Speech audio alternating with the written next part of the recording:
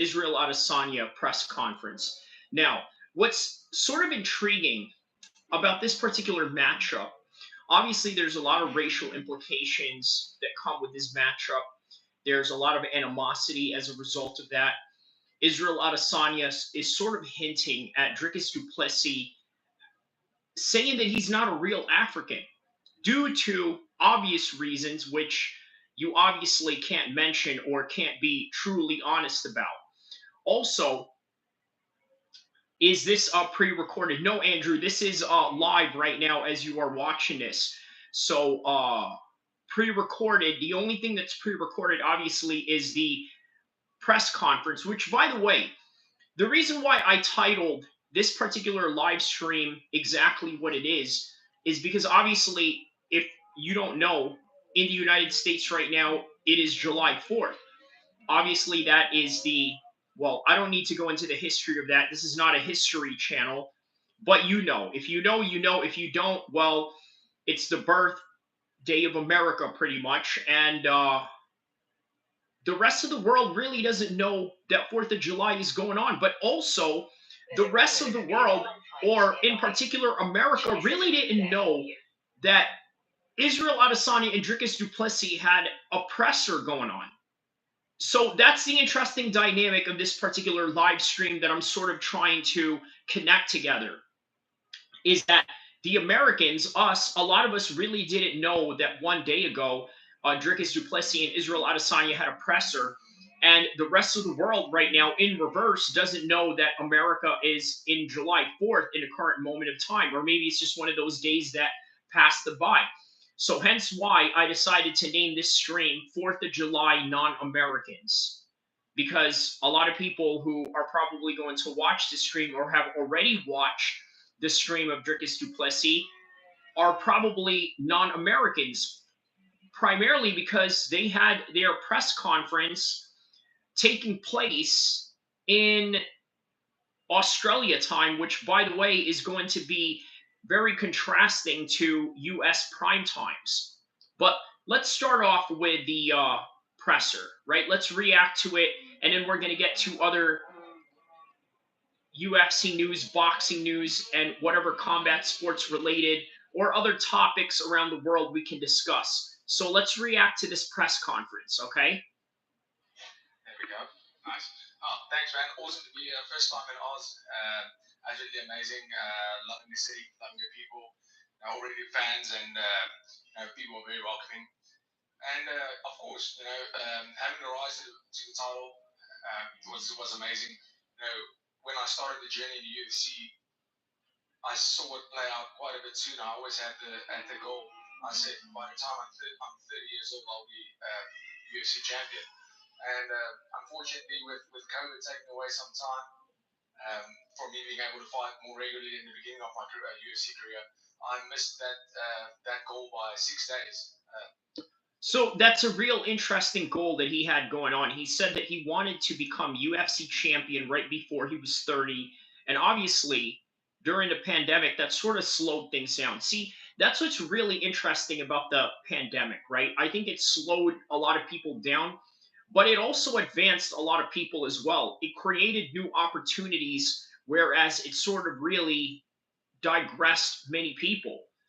Now, for Dricus du Plessis, you could say that maybe it hindered his time, but maybe perhaps it may have improved his skills in the process. You see, during the pandemic, and by the way, I got to show you some training footages that I've had during the pandemic. I think that would be really interesting at some point if I can get that together or find some of those footages. But during the pandemic, it was a pivotal moment for many athletes, in particular in combat sports, because you either had to adapt or you either had to just do what the government told you and then stay home all day and not train or not do anything. Well, there were people out there that had decided to go out and open gyms on their garage, maybe even in their home or in their backyard, or just have a quarantine circle of people come and train with them. And in other words, a lot of people had adapted. Israel Adesanya was one of those people that had adapted that particular bubble.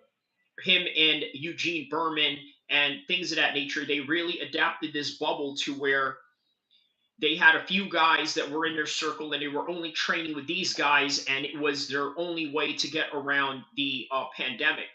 But yeah, the pandemic definitely hindered a lot of people, and it may have improved a lot of people depending on what type of choices you made. You either laid down and listened to exactly what the government had told you to do, or you had decided to just get up off your butt and do something about it in any kind of way, whether it was to create a gym or go rogue and not really tell anybody that you were training during the pandemic. I fought it about 6 days after my 30th birthday. So, the planning was almost pinpoint accurate for that. But now it starts. This is my first time defense, and obviously the first time that two Africans are on the.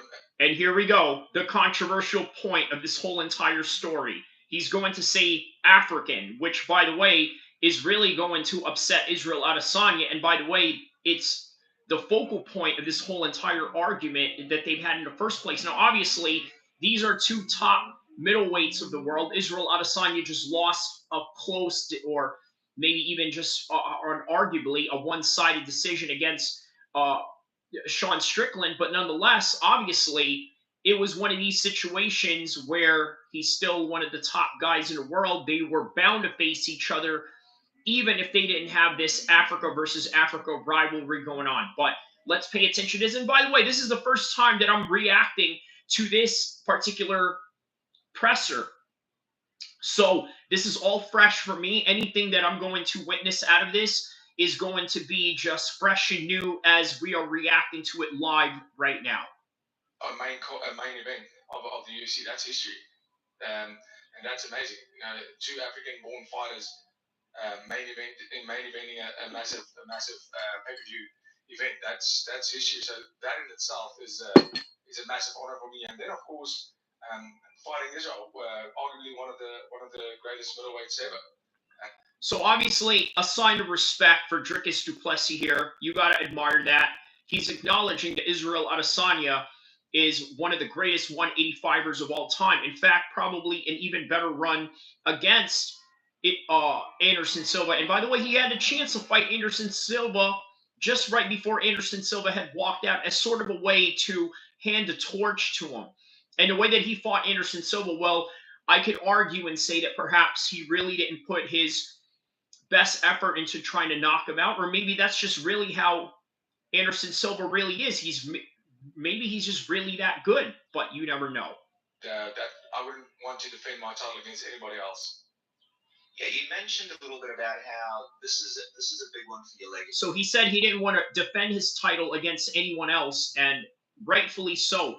This right here is a reason why Sean Strickland is being passed up for this particular title shot. And if you want more details on it, look up the video that I made. By the way, a very world famous video that I made called Nazi Champ regarding Strawn Strickland after he had beaten Israel Adesanya, which, by the way, is right up to the thousands right now in views. Check that out to get full context of that situation. But pretty much, the UFC did not want Sean Strickland to become world champion, nor did they want him to carry the belt or represent the company. But guess what? They wanted Israel Adesanya to fight Dricus du Plessis, whether Dricus was champion or whether Israel Adesanya was champion. And now we're sort of in this weird reverse where if you told me a couple of years ago that Israel Adesanya and Dricus would fight for the title, it wouldn't be far-fetched. But the idea of Dricus being the champion and Israel Adesanya being the challenger, while Dricus is the one defending the title, that's unfathomable at that time. But right, being able to beat Israel, get that win, you feel like it's really going to sort of take you to the next level. Break that down a little bit for us. Yeah, not necessarily taking me to the next level, but in terms of legacy, every single fight is for legacy, and you don't want to be just, once you become a champion, you have to realize that, firstly, when you're in the UFC, there are no easy fights. Every single fight is the potential world champion you're fighting against. And then, of course, this is very true.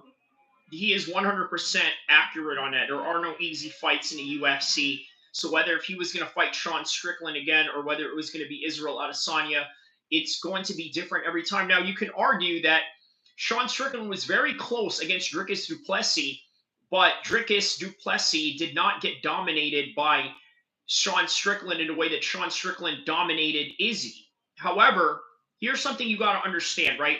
Let me just talk technical for a second. You can't do MMA math in that particular instance, right? Because Israel Adesanya is going to present a different problem for Dricus du Plessis. Why do I say that Dricus du Plessis is going to have problems with Israel Adesanya?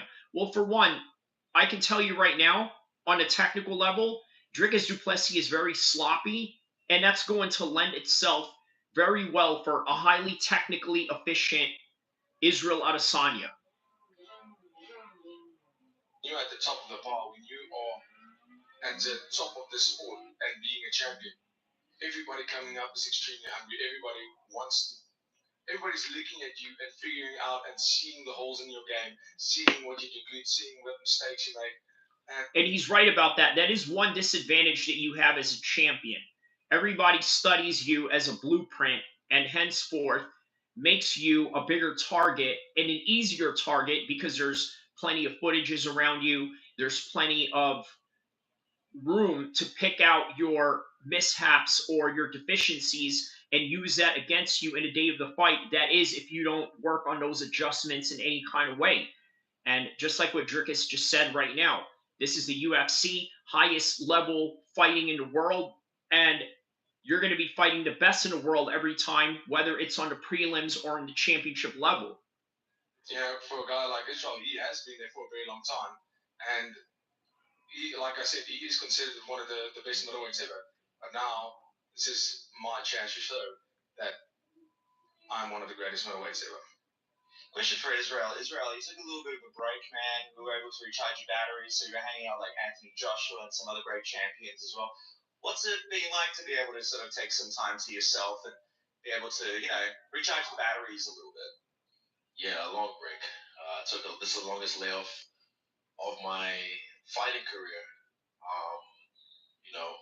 5 fights in 18 months, not as even a fighter, a champion. So it's not just the fights itself, the camps, the pressures of being the king of everything. So it was good for me just to remove myself from the game, enjoy life, took up golf, slow things down a little bit. But yeah, doing that makes me appreciate this a lot more because I get to see my homies like, Carlos, Kevin Shusay, even now the young guys, Navajo Sterling, Tozuma, Aaron, they're starting to get into the UFC and seeing them enjoy the little things. Like when I got here to 2018 UFC 221, I was that kid, bright eyes and everything. So seeing them bright eyed and like, wow, I'm about to get in the UFC or I'm in the UFC doing it, kind of reignites that flame. And also taking the time off did that for me. So yeah, I'll get back into work. Yeah, you had.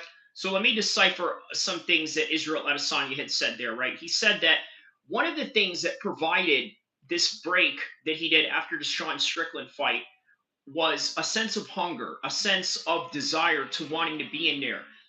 I got to be honest with you, right? Whenever you buy something new or whenever you experience something new, it becomes the most magical thing in the world. And then after a while, that sort of magic starts dying down, and it can go with anything, whether it's a new car, whether it's a new house, whether it's a new item, or whether it's a new cell phone.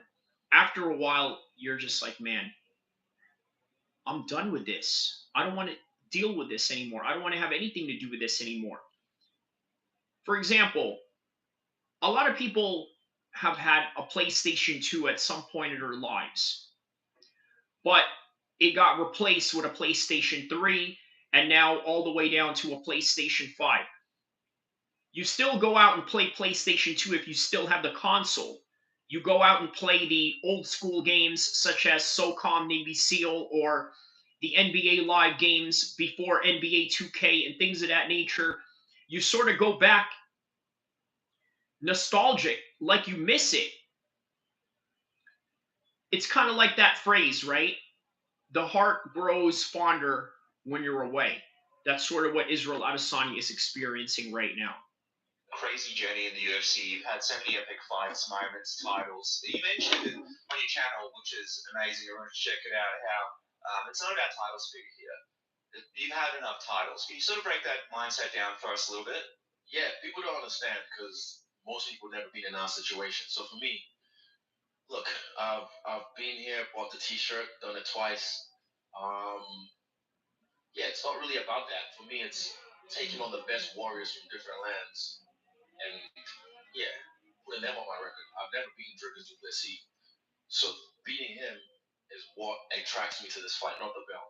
So those who've never ever been in our shoes will never understand that mindset. So yeah, fuck the belts. I'm coming for heads, and I stick with that. Speaking of big comebacks, So what Israel Adesanya is saying right now is that there is a different motivation in his career. Before it was all about titles, whereas really at this point it's really not about titles anymore. He's had kickboxing titles, he's had titles from different organizations, he's won the UFC belt, and he just wants names now. It's really just all about names at this point. And that's really what it is. John Jones is sort of in that same category right now. Even Conor McGregor, even though you could argue that he is nowhere near championship level to any degree of any weight class, let alone his own particular natural weight class that he competes in. But it becomes a point where it really just is about names and not so much about titles, accolades, or anything like that. You see, at some point, you compete long enough, you start gaining accolades, you start gaining championships, you start gaining status.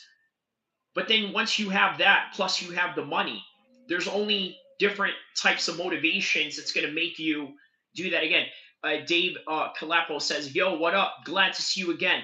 Glad to see you as well, Dave. Shout outs to everyone from Germany. Thank you for tapping in. And don't forget to like and subscribe and share, tell a friend as we continue on this live stream because right now we are not only in the 4th of July in America, and once again, shout outs to my non Americans, which is the reason why I named this particular stream that, because I had a feeling that maybe a lot of non Americans were going to be in this chat right now, because maybe a lot of Americans right now have oh, you remember me, he says. Very nice. Yes, of course I remember you, man. I try to remember everybody that is tapping in with me here. But yeah, I was just saying, a lot of Americans right now are probably getting ready for a barbecue, setting up fireworks or whatever it is that they do for 4th of July. Um, me, I'm not really much of a celebrator of anything, of course, other than Eid or Ramadan or anything like that. But that's what it is. Either way, we're here to react to Dricus du Plessis and Israel Adesanya's press conference. So here we go as we continue on. I'll come back, man. Big fight with Steve. So I got to ask you, what do you?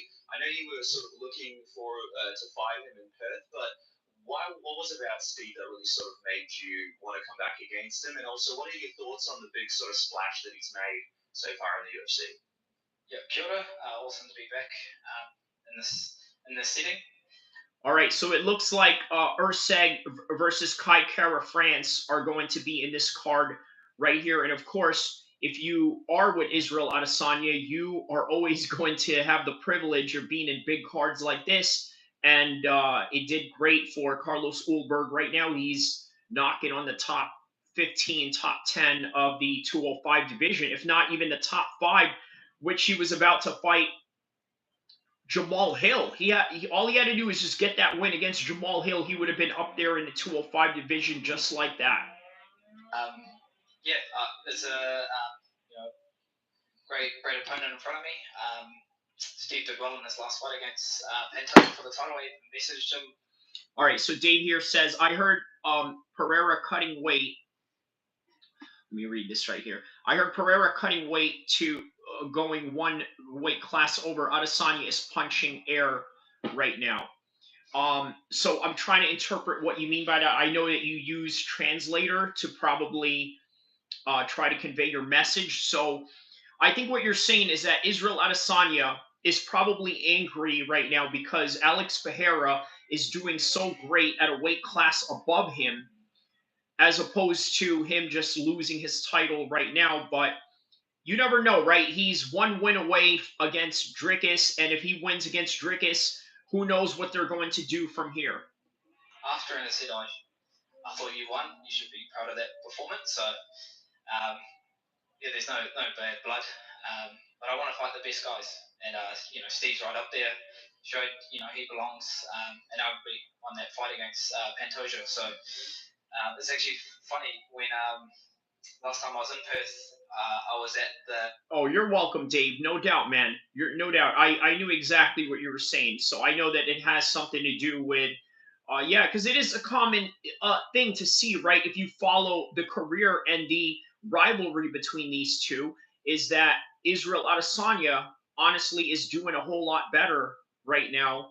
Well, I'm sorry, not doing a whole lot better. Where he was doing a lot better just right after he beat Alex Pereira, and Alex Pereira just came back and now is on the verge of possibly becoming the pound for pound number one fighter of all time with just maybe a win against John Jones. And it just doesn't seem like that John Jones fight is too far away from him. The UFC event as a guest. And by the way, it was Israel Adesanya's original plan to fight John Jones, but it looks like Alex Pereira could be a lot closer to John Jones than Alex. I'm sorry, than Israel Adesanya. So before the UFC, I was at an Eternal Fight Night, and that was when Steve was fighting, and that's when he got picked up to the UFC. So it's been a really short run. That he's climbed the ranks in the UFC, but he's done a really great job. So I'm excited for the challenge. I feel refreshed being, it took 6 months off contact, looking at the next 5 years instead of the next year, listening to all the specialists, something that I've, with maturity, gave me clarity. So what kind of the next 5 years instead of the next year, listening. So what Kai Kara France is going on with that is saying that he's looking at his career at a long-term process rather than a short-term process. And whenever an athlete or a fighter talks about that, usually it deals a lot with recovery mechanisms, how you train, how you overtrain, as opposed to training properly or training with the right amount of efficiency that is going to get you to your next workout or is going to keep you fresh, keep you injury free, so that you can have more fights, more competitions, and a better level of performance. And not only that, more of an optimal state of arousal in order for you to be ignited with motivation to compete. And the night before the UFC, I was at an Eternal Fight Night, and that was when Steve was fighting, and that's when he got picked up to the UFC. So it's been a really short run. That he's climbed the ranks in the UFC, but he's done a really great job. So I'm excited for the challenge. I feel refreshed being, it took 6 months off contact, looking at the next 5 years instead of the next year. Yeah, so he said 6 months off contact, so that means no sparring to a certain degree. Listening to all the specialists, something that I've, with maturity. And listen to this part, emphasizing exactly what I mean by helping a long-term career instead of a short one, and obviously adding certain recovery mechanisms to facilitate that.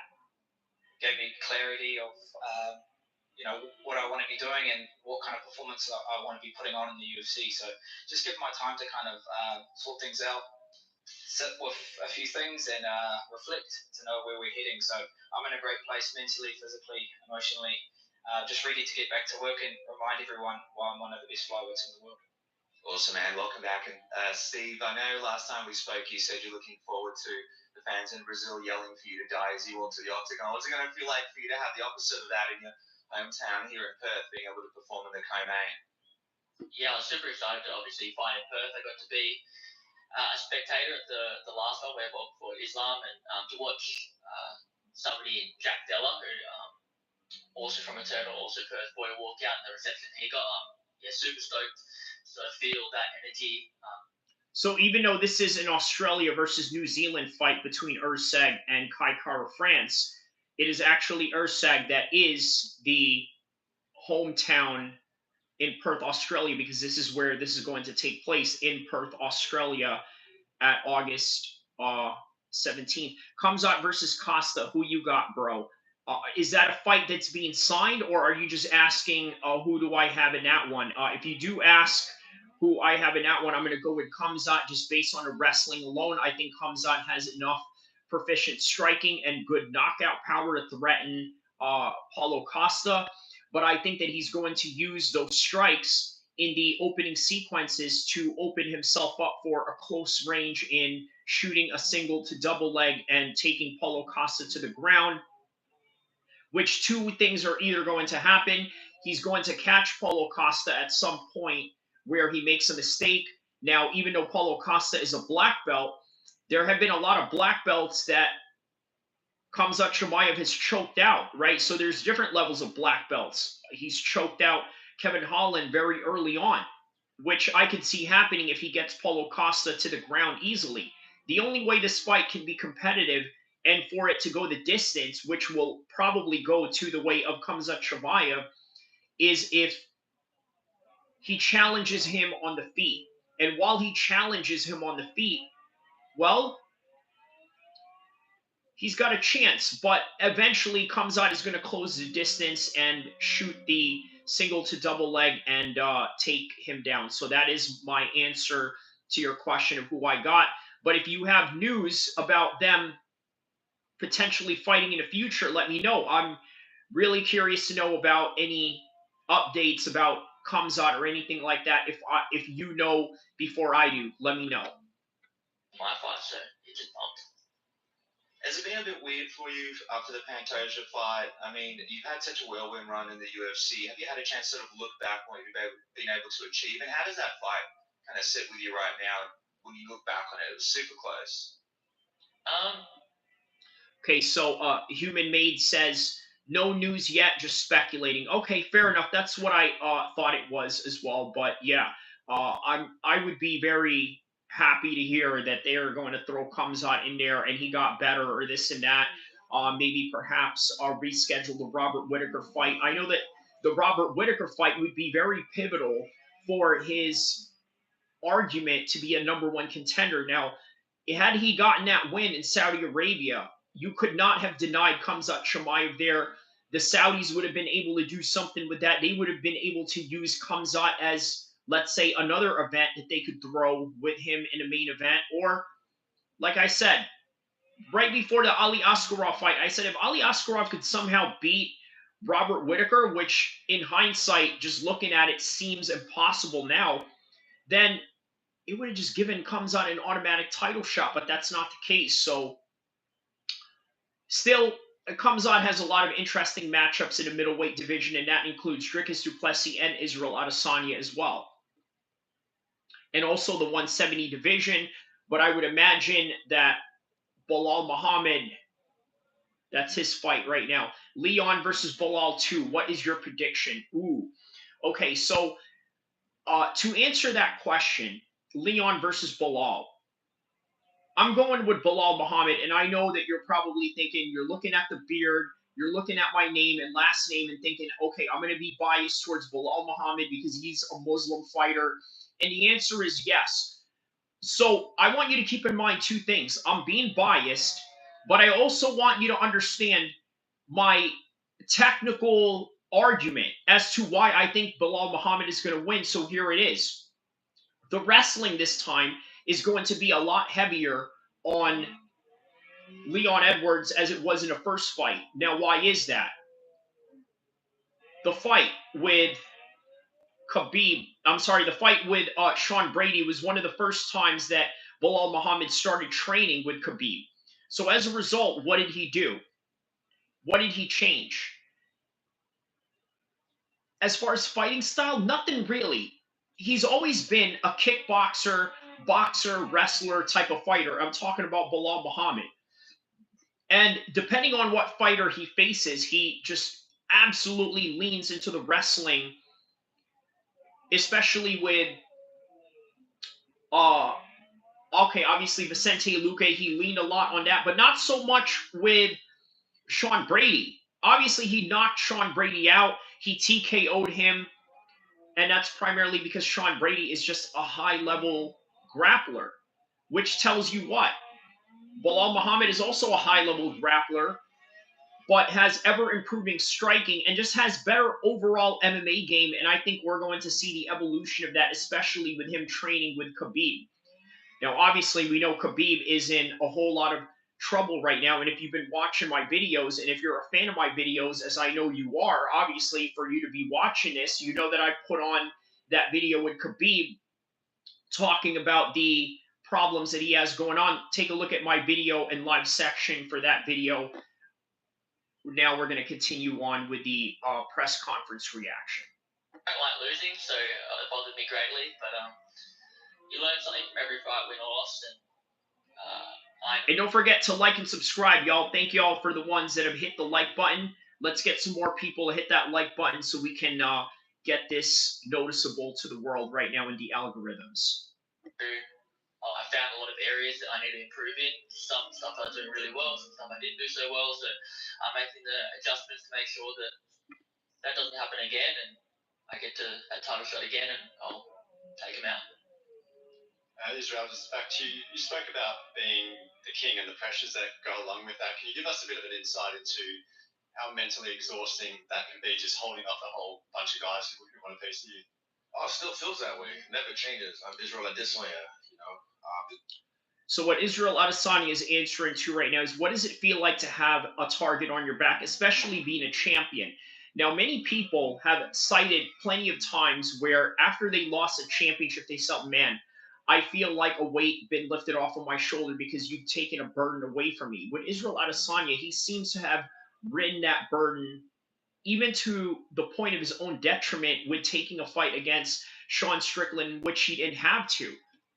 So heavy is the head that lies the crown, as they say. Gonna be a target on my back. But experience. I've had experience in this, but again, what we do is crazy. We must seem like invincible people, but we're humans. So again, as the most active champion in history, 5 fights, 18 months, it was just too much for me. And I think that now he's starting to understand the limits of what he was doing, which ultimately, I think, in my humble opinion, affected his performance against Sean Strickland. You know, I was supposed to take a break, and I'm happy I did. And by the time I stepped back in there with Lakers, it'll be almost a year. A lot's happened in a year. A lot has changed for me in a year. So, yeah, I look forward to just enjoying the process, all this shit, till getting the octagon, and then we'll scrap it out. And in terms of the time off, did you do anything apart from resting? Did you do anything in particular? Yeah, I took up golf. Something different, because I never ever thought. You told me 2 years ago you're gonna love golf. What? Stupid, but it's something different from my day to day. You know, every day is hard grind. And golfing, it's a way for me to get in nature. This summer was my way of getting outside. It's slow pace. I'm that dude on the course who takes his shoes off because I like the earth. And I get weird looks, but I'm like, bro, take your shoes off. It'll feel nice too. And it's cool. So I just took up golf, skydived a couple of times, you know, adrenaline, I need that. And yeah, still worked, helped my teammates, traveled, but it's been good to just live life as Izzy rather than as a style bender and constantly. So yeah, it's been nice. So what I gather out of this exchange right here with Israel Adesanya is that he's saying ever since he's no longer champion, he's felt less burden of being that guy or playing up to a character, but rather just being himself. And that is indicative of how relaxed he was when he said he was walking around the golf course. He would take off his shoes and not really care about what others think. Now, here's the thing, right? The playing golf thing, I look at that in two different ways. And I could be wrong in both instances. I could be right in some instances, or I could be wrong and right in some instances, or somewhere in between. But here it goes. Him taking up golf is sort of like this new upper echelon of society type of move that he's making into the new tax bracket that he's in as a rich man, right? Which, by the way, sort of lends itself to the old saying by Marvin Hagler, where it's very hard to get out of bed with silk sheets when you know that you have to run in the morning. Obviously, I'm paraphrasing, not the exact way that he said it, but you know exactly what I mean. So, yes, he could be in that mode of being civilized and not this hungry champion anymore. Or you can look at it from a different perspective where if you've trained all your life, if you've trained for years, year on out, year after year, every year, you didn't miss any training sessions, you're constantly on it. I got to tell you, it's not only exhausting, but you're beating your body down to the ground. And sometimes having these alternative activities, such as golf, I think really does lend itself to a much more relaxing type of vibe. Not only that, it gives you a sense of different purpose, a different sense of mechanics, and also not overtaxing your body, but while staying active as well. Traveled, but it's been good to just live life as Izzy rather than as a style bender and constantly. So yeah, it's been nice. Israel, there seems to be a bit of tension between yourself and Dricus. Can you just Really? I like that. He asks, there seems to be a tension between you and Dricus, and the first thing that Israel Adesanya says is, really? Constantly. Really? So yeah. Oh, nice. I didn't know we had beef. Israel, there seems Right to be here. a bit Right of here. tension between yourself and Dricus. Can you just Really? a little bit? Can you just run through why that is? Tension. There's always tension whenever you fight anyone. This is a fight at the end of the day. It's not. We're not. So that's a good question, and I'll answer that in a way that Izzy is not going to answer that. There is tension. It's used in a way where, you know what, you're an African guy who lives in an African country, but you're white, so I'm going to play up with that because it's entertaining. And race has always been an entertaining factor in fighting in any shape or form, whether it's about religion or what, anything that deals with contrasting natures, because guess what? Fighting is all about one side over the other, what one side thinks over the other, what this guy thinks versus what that guy thinks versus what that group thinks and versus what that group thinks, so on and so forth. That's what fighting is all about. Chess. We're fighting. So there's always gonna be tension there. We've had history over the years. It's almost like destiny because we met in the. He's about to mention how him and Dricus had trained down in Thailand before. That's the room in Thailand, Tiger Muay Thai, back in the day.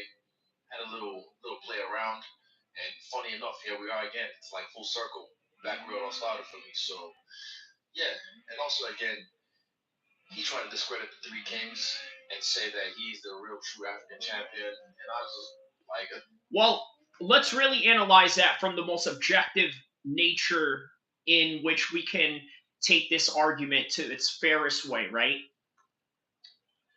Israel Adesanya is African by birth, but by nationality, he is a New Zealander. There is no doubt about that. Kamaru Usman is a Nigerian by birth, but he is an American in the way that he was raised and also the way that he was taught to fight because obviously he's a wrestler.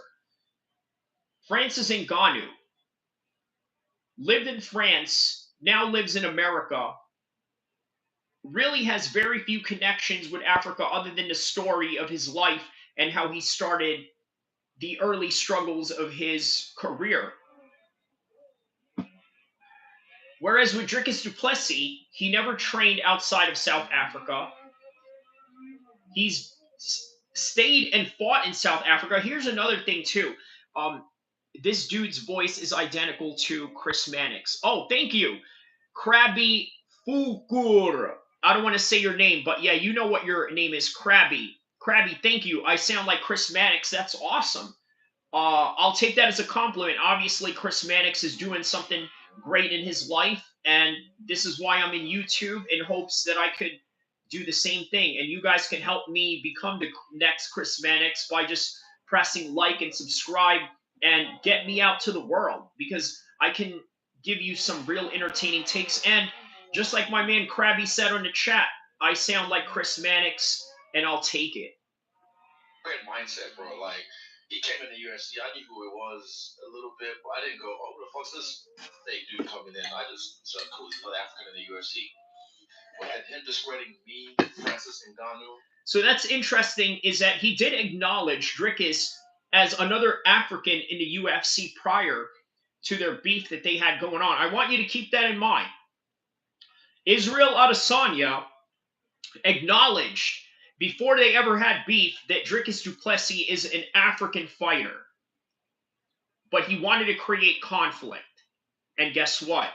We should thank him for it. Because this is the reason why this fight is entertaining in the first place. Kamaru Usman, that ticked me off a little bit. So that's what started this. But again, I'll finish it. And what does it mean to you to come back to Perth where you started it? Does this place hold a special place in your heart? Bro, I'm a local of Scarborough. That's my spot. Shout out to Ash. He's the one that fucking put me on.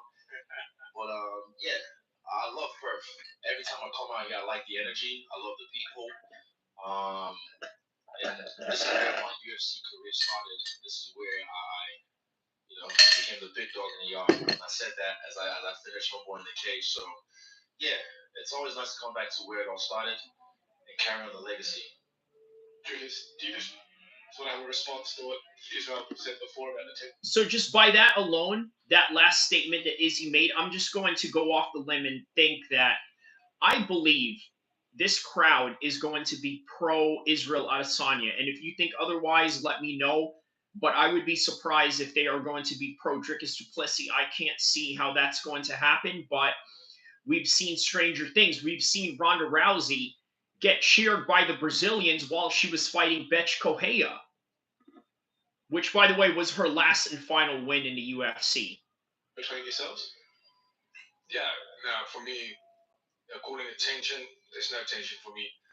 I get into the octagon and I do my job. I do my business. You can be the biggest asshole in the world. You can be the nicest guy in the world.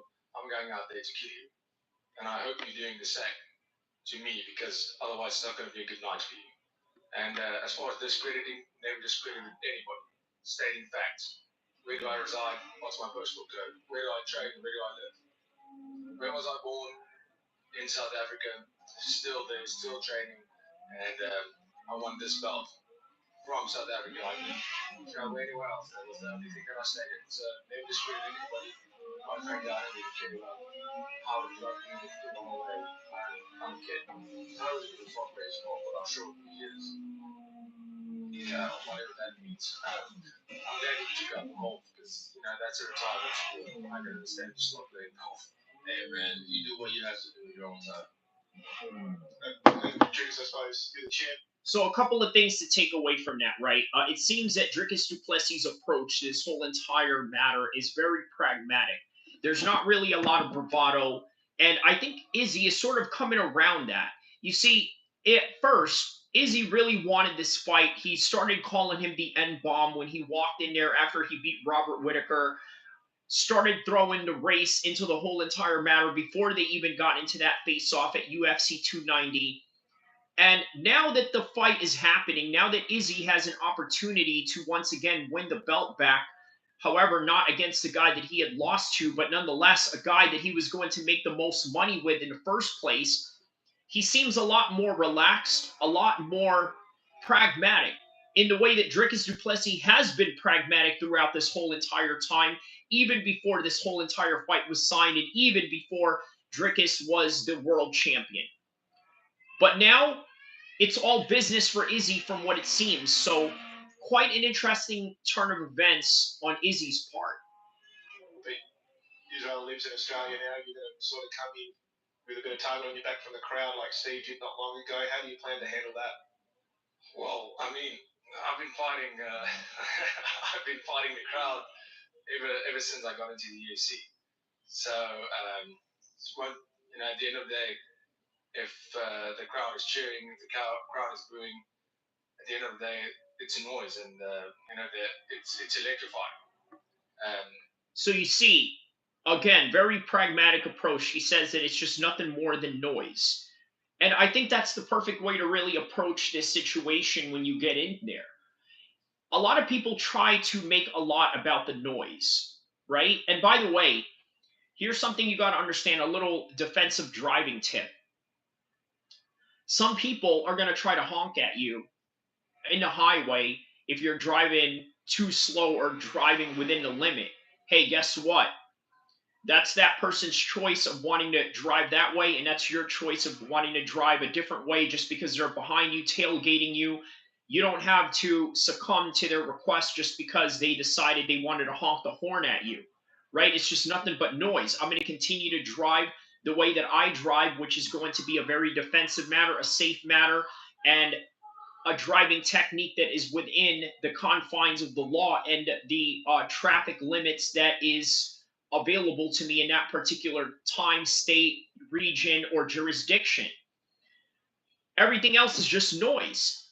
And you can look at fighting in that kind of matter as well. And I think Dricus du Plessis is doing a very good job of looking at it in that same kind of way. You know, especially fighting in Canada, the crowd was against me, and I won that crowd over. They were chanting my name by the end of the fight, and you know that's at the end of the day what it's about for me.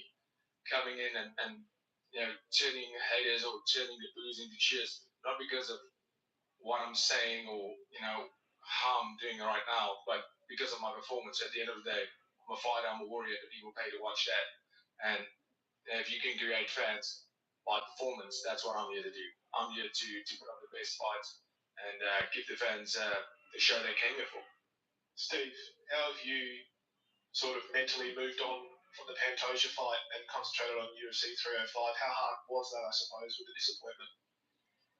It's not hard to move on. I got a guy coming in here trying to punch me in the face, so I'm not switched on. I better be fast. So yeah, obviously it was disappointing, but so what is fascinating about having Steve Erceg and Israel Adesanya sitting in the same place, by the way, obviously I'm not showing the video, I'm only playing the audio. It's one of those types of live streams I'm doing right now.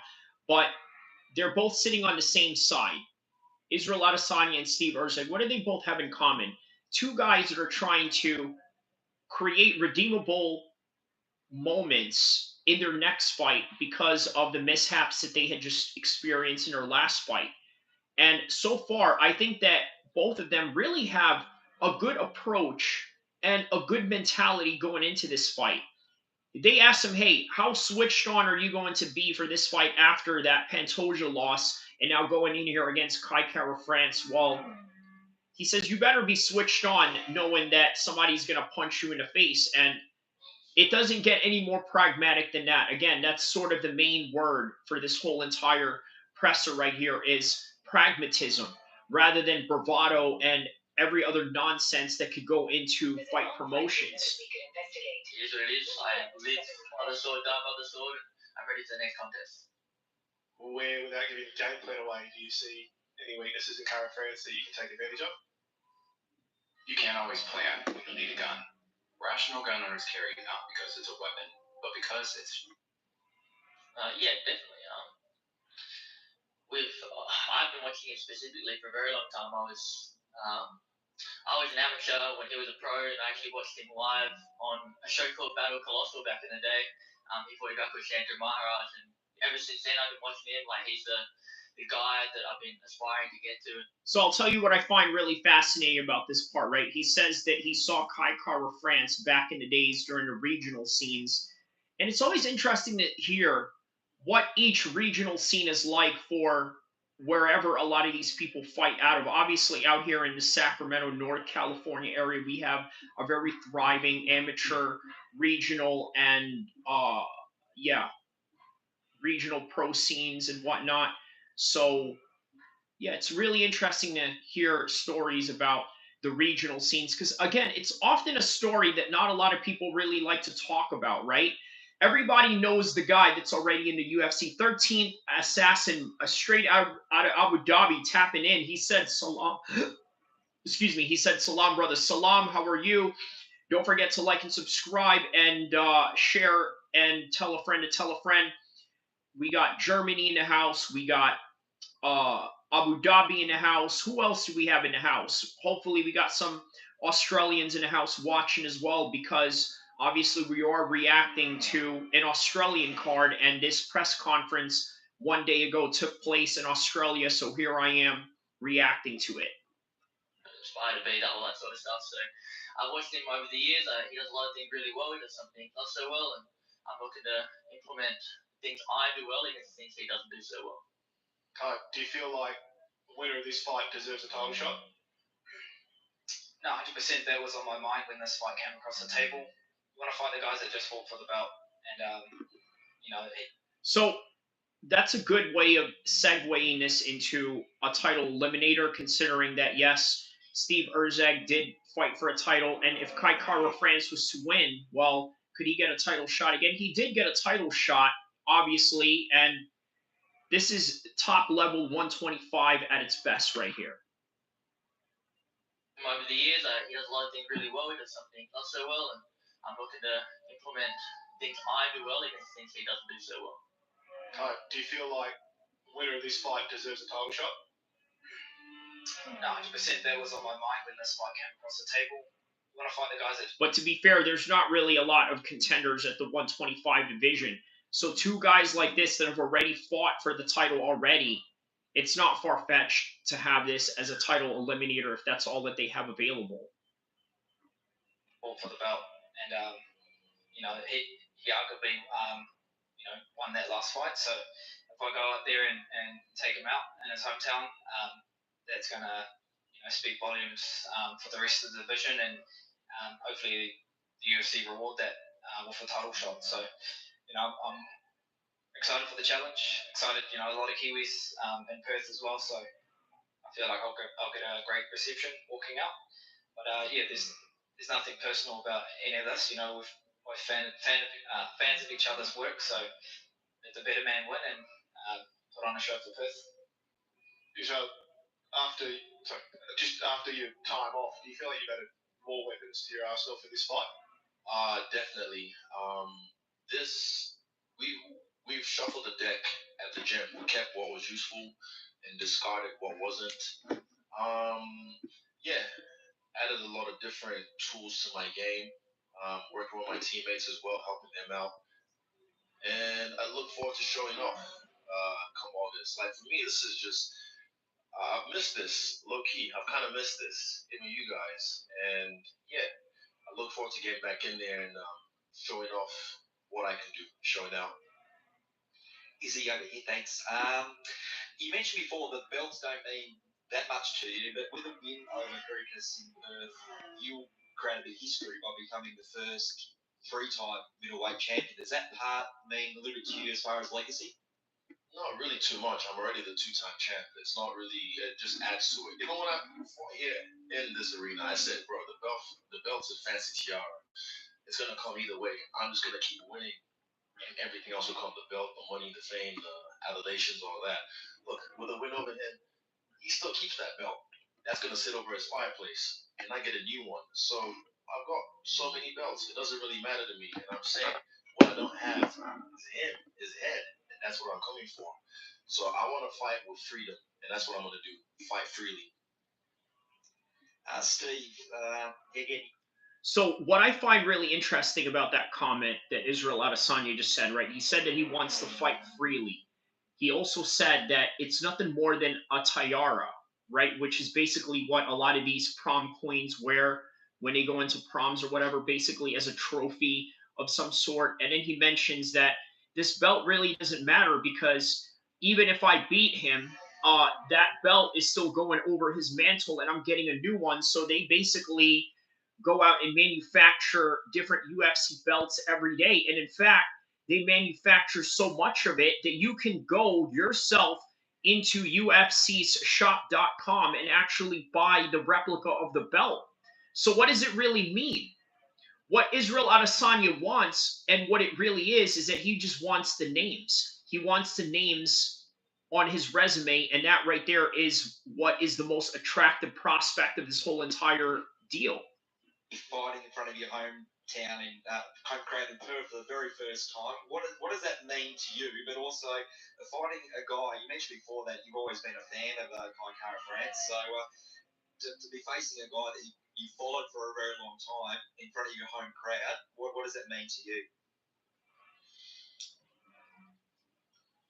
I want to show the Perth people and represent the Perth people, right? So that's stands above everything else. And as far as fighting Kai, like beating him just shows the work I put in. Like he was a guy that was ahead of me for so long, and I go out and take him out, and all of a sudden I'm the guy that people are looking at in Australia, like, oh, he's the standard, he's the guy. So that's what I'm looking to do.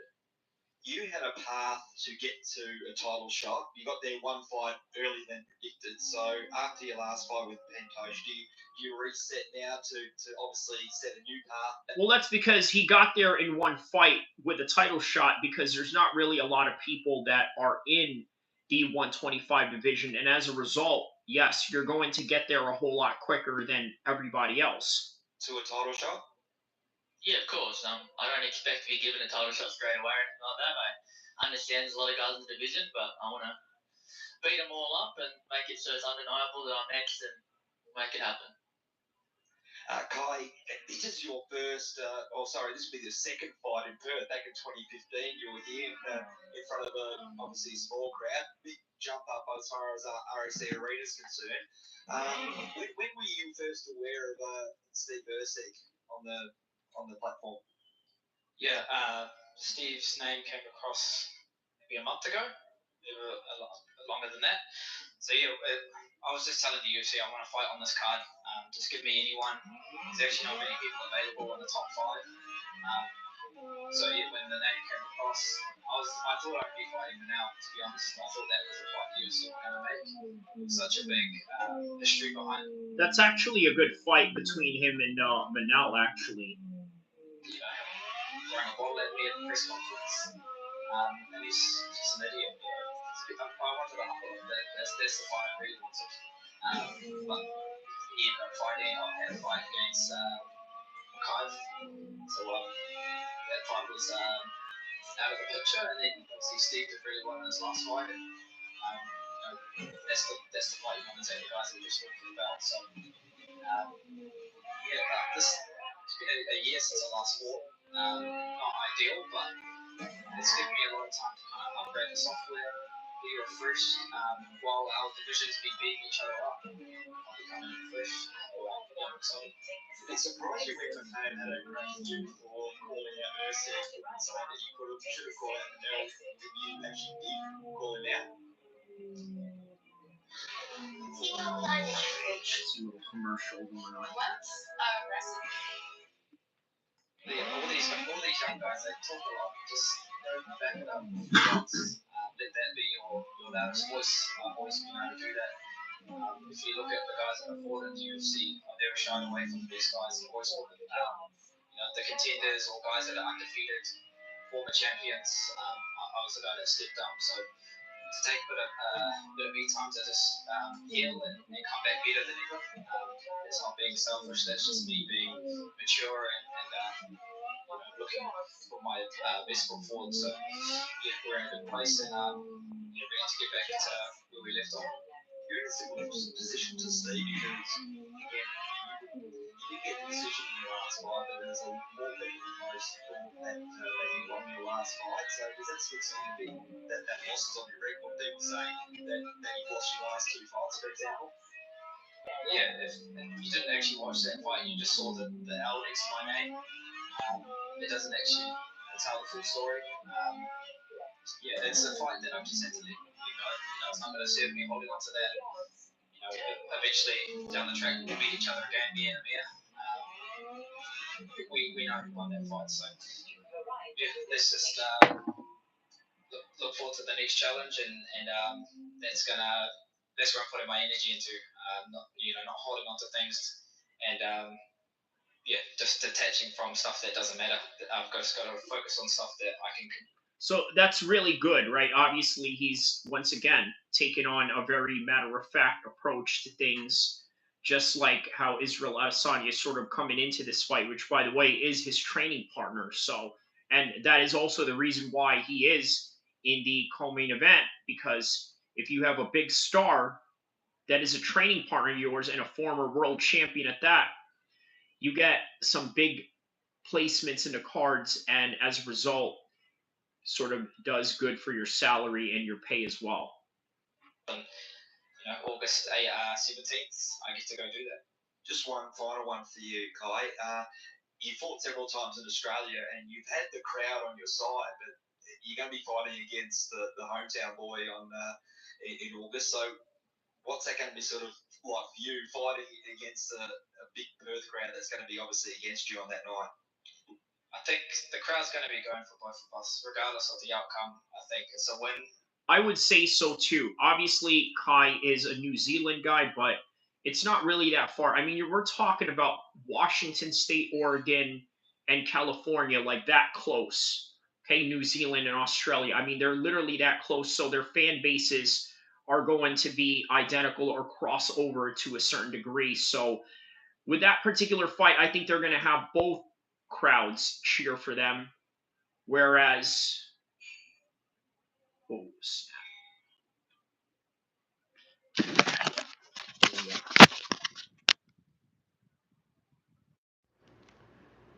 okay, just so that I can have a better volume here. All right, there we go. A little better volume here. All right, here we go. For this region, just high-level fighters, representing the flyweight division and putting it on for our people. So I'm expecting, if it's boos or cheers, that's just energy and it's just noise to me. I'm just going to harness all that atmosphere, being there for that last fight against Alex Volkanovski and Islam. That atmosphere was insane. One of the best crowds I've been part of, sitting front row. So I'm expecting the same for this card for 305. So I'm excited, and I miss that. I don't want to fight these Apex cards anymore. UFC fights need crowds, and I know the Anzac fans will deliver. So bring that energy, and we'll put on a show for you. Strikers, talking to the crowd, you going to try and get the Perth crowd on your side in the lead up to this one? Yeah, I mean, quite a big South African community in Perth. Okay, so that's an interesting point. He says that there's a huge South African community in Perth. I would imagine there would be a turnout for Dricus du Plessis to a certain degree, but you never know.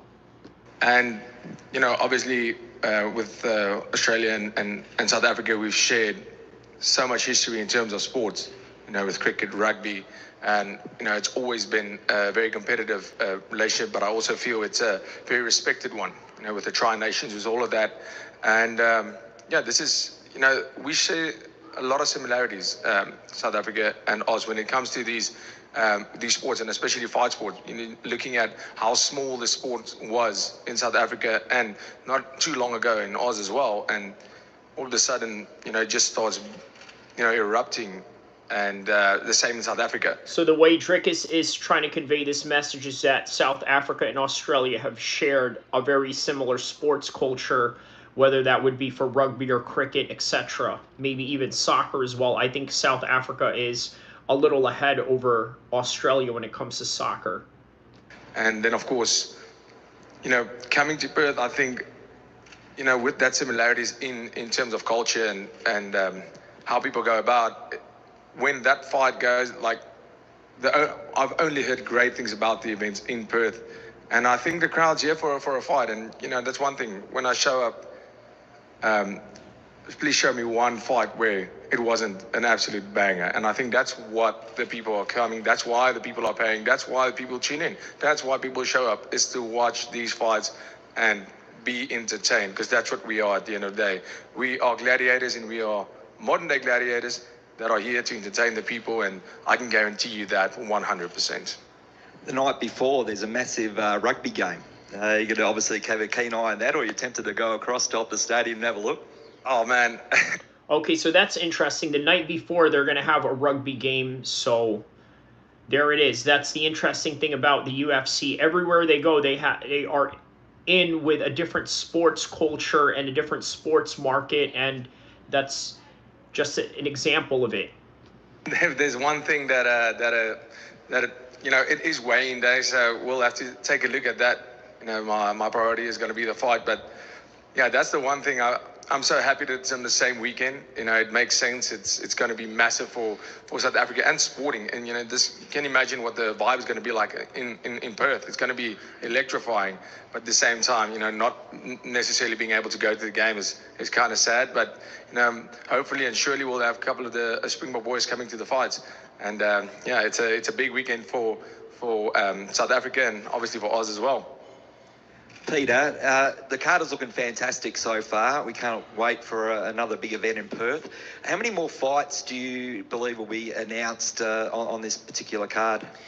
I don't know how many exactly. There are still some open spots on this fight card. I announced all. And you can expect that they're going to really try to build it up because, well, on second thought, let me just say this, right? I don't think they're really going to try to build up this card only because du Plessis and Adesanya is going to be such a controversial fight where it's going to be just top heavy, where du Plessis and Adesanya are enough to sell this card. And if you're enough, your two guys that are headlining the fight, if they're enough, why spend more money on more expensive acts and fighters to step in when you can make and generate more money just out of these two alone?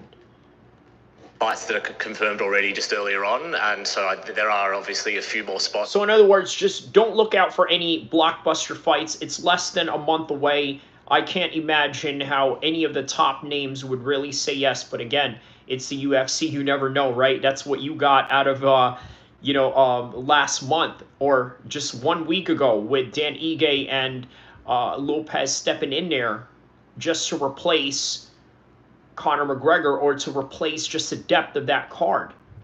Filled, and we expect announcements probably in the next week or two to see this card be finalized. But when they are finalized, it's more than likely just going to be a lot of these prelim guys that just, it's not going to be big names. It's not big news unless, of course, you're a hardcore fan or you know these fighters personally. Impressed with the amount of... Dan Hooker needs to fight on this card. Still my question, is he? Dan Hooker needs to fight on this card. It's just, There you go. See, here's Israel Adesanya politicking, trying to get Dan Hooker in the card, as he should. That's what a good training partner does. Atrocious. He's not even here right now. I tried to get him to come here, but he was in Sydney last week. But he needs to be on this card. He'll fight anyone. So please, if you want to see this card get stacked even more, put on the Hangman Hooker. He's mentioned a couple of opponents. Do you think you have one in preference? Hey man, Dan doesn't really give a fuck. He just wants to fight. And yeah, he's not here right now. I believe that Dan is that kind of fighter that will just fight anybody at any time. So for himself, so I'll speak for him. Whoever's watching, Sean, Hunter, Dana, Mick, please put Dan Hooker on this card.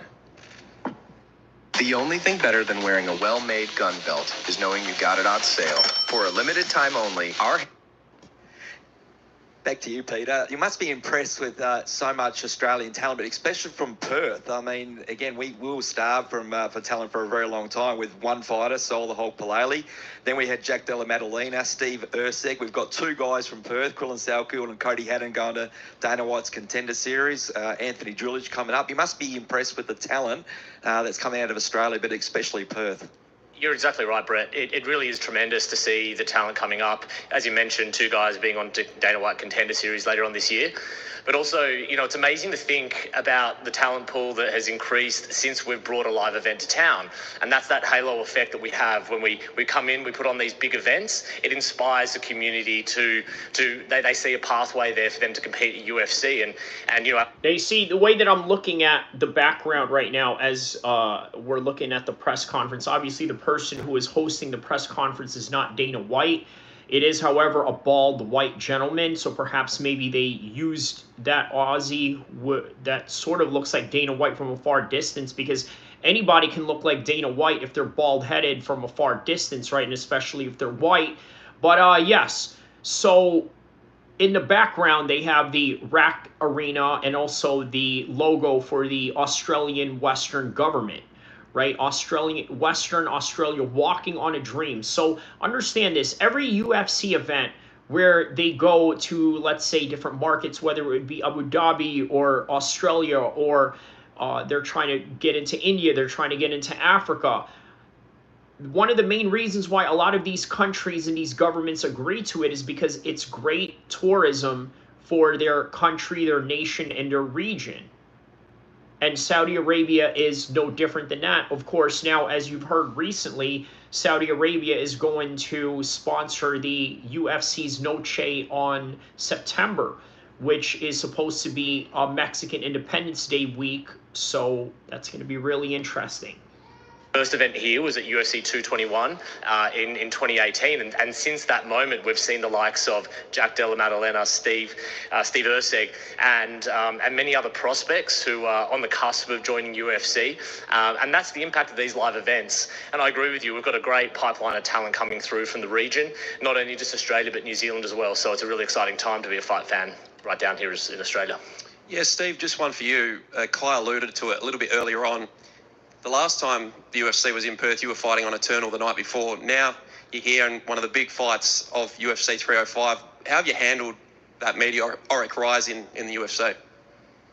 I don't know. I think I'm lucky. Just, I guess I'm calm, and Australian people are just chill. So I don't have to worry about people berating me or, I don't know. It's hard to get a big head too when I have like people like my dad and Dave and Jody around there constantly putting me down, so it's hard to keep my ego up, honestly. Any other questions? A little self-deprecating on the part of Erceg there, but okay. All right. Thanks very much, everyone, for attending today's press conference. We're going to get these away in for a photo op. Thank you very much. All right, so that is it for the press conference. That is all that I have for this particular live stream. I wanted to react to this live stream primarily because I wanted to understand where Israel Adesanya's mind is at, where Dricus du Plessis' mind is at, and obviously I didn't know that Erceg and Kai Kara-France were going to be part of this press conference as well, so it was good to sort of see where their mind is at, where the state of the 125 division is currently at the UFC, and the possibility of Israel Adesanya becoming a 3-time world champion at 185, which has never been done before. So that would make him a very, how do I say this, durable fighter in a way where he loses, comes back, wins again, and comes back and wins again and again and again, just like the famous lines that he said. And don't forget to like and subscribe so that I can continue to make these videos again and again and again, and do it on multiple times, the way that Izzy is winning championships multiple times. Speaking of championships, I wanted to show you guys this. This was a Taekwondo medal that I had won back in October 1997. Okay, so when I was 12 years old, I won this for a sparring, Taekwondo competition. So just a small sample of my lifelong martial arts accolades that I've accumulated over the years. And that is how I'm going to end the stream. Thank you for watching. Don't forget to like and subscribe. Watch from the very beginning to end, because I have some very vital information that I could give you regarding the world of combat sports, regarding the world of the UFC, regarding the world of boxing, and regarding the world of everything around you, whether it's current event news or everything else in between. I will see you guys in the next stream. Don't forget to like and subscribe. Inshallah.